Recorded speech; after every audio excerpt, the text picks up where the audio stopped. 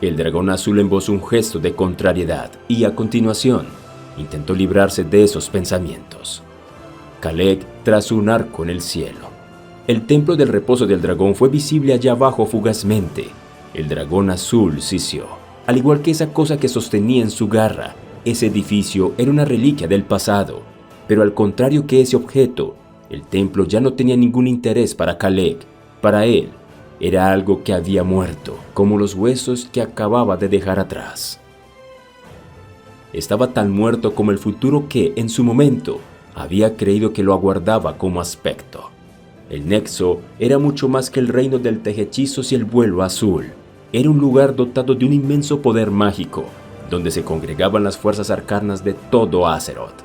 Aunque por su aspecto físico, parecía una fortaleza helada en la que el tiempo había hecho estragos, el Nexo era en realidad una formación plagada de túneles y cuevas que en su día había sido protegida por una serie de vastos e intricados conjuros de protección que únicamente permitían entrar sanos y salvos a los dragones azules. Sin embargo, ahora que esos encantamientos se estaban desvaneciendo, tenía mucho más mérito que regresara a ese lugar, aunque fuera con una excusa de lo que había pensado en un principio. Dos dragones azules surcaban el aire a cierta distancia. Ambos se dirigieron al sur, sin que Caleg supiera si pretendían regresar algún día. Intentó no pensar en su marcha mientras se aproximaba al templo. A pesar de que Caleg había llegado tarde a la reunión del reposo del dragón, su retraso no se había debido a haber tenido que volar una distancia mayor que la que había recorrido al Strazza y el resto. El Nexo estaba ubicado en la isla helada de Gélida, situada cerca de la frontera noroeste de la tundra boreal, que formaba parte de Rasganorte, el mismo continente que albergaba el baldío del dragón. Lo cierto era que el viaje había sido relativamente corto. Caleg había llegado de último a la reunión del acuerdo, por razones que consideraba que habrían dejado estupefactos incluso a esos tres seres de leyenda. Pero todo pensamiento sobre ella o el acuerdo se disipó de su mente en cuanto Caleg se adentró en el perímetro protegido del Nexo. Notó un leve cosquilleo al atravesar esa pared invisible de hechizos que por ahora aguantaban, pero que se hallaban más debilitados que cuando se habían marchado para acudir a la reunión. Caleg entró por el pasaje que llevaba a su santuario. Una y otra vez, percibió la breve y prácticamente desdeñable caricia de los conjuros activos. Era incapaz de saber cuánto tiempo más durarían en pie, aunque no sería mucho. Entonces, oyó un ruido por delante de él. De repente, otro macho se cruzó en su camino. Caleg, que no esperaba hallar a nadie en el Nexo, se detuvo con brusquedad. «Saludos de hechizos», dijo el dragón más viejo, a la vez que agachaba la cabeza. El hecho de que fueran incapaces de colocarse uno frente a otro con comodidad decía mucho sobre el tamaño de esos corredores. No obstante, ambos habrían podido pasar de lado si hubiera sido necesario. Caleg negó con la cabeza y replicó: «Yo no poseo ese título, Harakos». «Como desees. Me alegro de que hayas vuelto justo ahora, ya que, si no, me habría sentido extremadamente culpable». Caleg intentó adelantarse a lo que sabía que se le venía encima. «Harakos, no». «Por favor, permíteme hablar». Aunque el otro dragón azul tenía más edad que Caleg, era más pequeño que él. «He seguido lealmente al tejehechizos durante toda mi existencia. Daba igual que quien ostenta ese título fuera Malygos o tú. He participado en feroces batallas. He llevado a cabo peligrosas misiones y nunca he eludido ningún deber».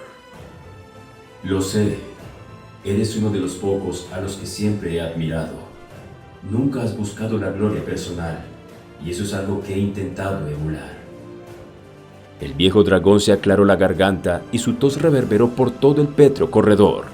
Acto seguido, miró al suelo. «Así solo vas a conseguir que esto me resulte más difícil.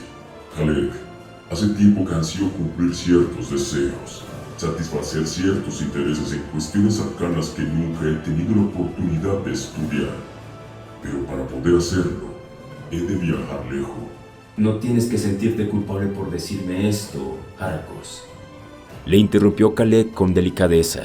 Respeto tu decisión y te doy las gracias por presentarte ante mí, en vez de simplemente partir sin mediar palabra. Para ser sincero, la otra vez que te marchaste, pensé que ya nunca volverías. El otro dragón agachó la cabeza en señal de respeto. Volveré de vez en cuando. Gracias. Buen viaje. Tras volver a inclinar la cabeza, el otro coloso prosiguió su camino. Caleb lo observó por un momento y, a continuación, siguió caminando en silencio hacia su santuario. Albergaba muchas dudas sobre si Jaragos volvería o no algún día. Después de todo, Caleb había alentado a sus compañeros dragones azules a hacer lo que deseaban, aunque eso supiera seguir para siempre un sendero que los llevara cada vez más lejos del Nexo. ¡No discutas, Neltarion! Bramó una voz entre siseos en la mente de Caleb. Yo no discuto, yo lucho.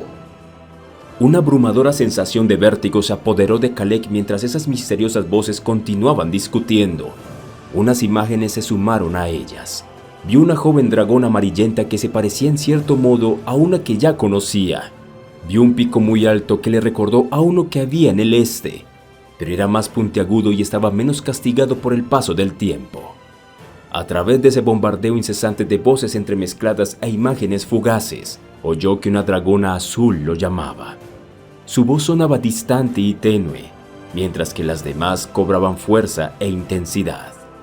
Un dragón rugió, y, justo cuando perdía el sentido, Caleb se dio cuenta de que era él mismo.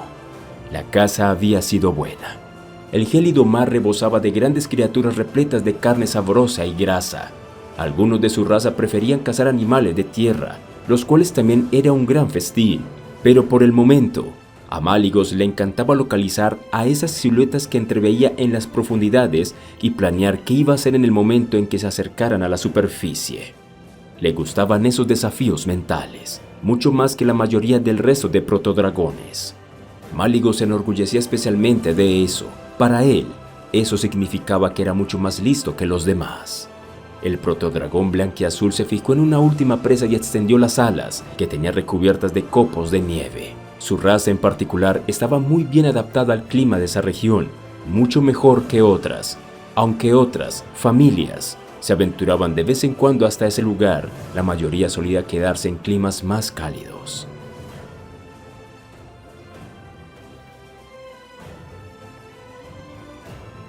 Malygos consiguió recuperarse justo a tiempo y exhaló un chorro de gélido hielo que envolvió al protodragón gris que se aproximaba. Su atacante giró en el aire, con la cabeza y con las alas congeladas, y acto seguido, cayó a la altura situada por debajo de Malygos. El protodragón blanquiazul se alzó en picado sobre él, lo cual resultó ser un error. La bestia gris logró librarse del hielo lanzado por su enemigo y, sin parar de dar vueltas sobre sí mismo, logró alcanzar con su cola a Malygos directamente en el pecho de manera fortuita. Caleb intentó respirar desesperadamente dentro del cuerpo que ocupaba al notar que el aire abandonaba los pulmones de Malygos. El protodragón de color azul como el hielo tuvo que hacer un gran esfuerzo para mantenerse flotando en el aire y no perder la conciencia. Caleb intentó en vano alentarlo, a pesar de que también estaba perdiendo el conocimiento.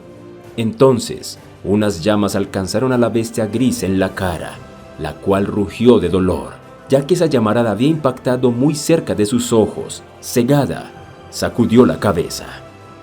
Tras recuperarse, Malygos le lanzó otra gélida descarga justo cuando la llamarada lo alcanzaba. Ante ese doble y encarnizado ataque, el protodragón gris se retiró, mientras huía de la pareja, siguió rugiendo presa de la agonía y la frustración. Estaba asustado.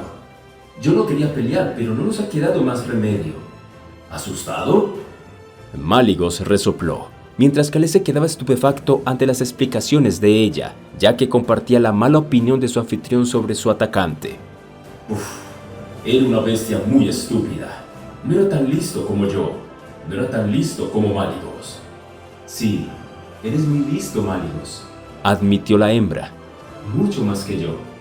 Aunque Malygos aceptó esas palabras como una mera contestación de algo incontestable, Caleg sospechaba que la protodragona naranja, como el fuego, era mucho más inteligente de lo que hasta el momento había dejado entrever. Soy muy listo, repitió Malygos, enorgulleciéndose del cumplido. Te prometo que daré con tu hermano de camada, Alestraxa. ¿Alestraxa? Caleg observó a la joven hembra a través de los ojos de su anfitrión y, al fin, reconoció los rasgos de esa cara, que era más suave y fina que la que conocía. Sí, era Alestraxa, pero él jamás se había imaginado a la protectora tan joven. Al parecer, ambos se debían de haber presentado en algún momento de ese espacio de tiempo perdido que se había dado entre las dos partes de esa demencia visión. Curiosamente, Alestraxa se limitó a sentir con cierta desgana. Seguía mirando en la dirección por la cual su adversario había huido. Estaba tan asustado. Nos ha atacado porque tenía miedo, pero ¿por qué lo tenía? Malygos, que no se había planteado esa cuestión, simplemente se encogió de hombros. Una vez más, Caleg compartió el desinterés que el asunto suscitaba en su predecesor. Solo quería escapar de esa locura. Además, se preguntó qué le estaría pasando a su verdadero cuerpo en esos momentos. Entonces, sufrió otro ataque de vértigo que lo abrumó.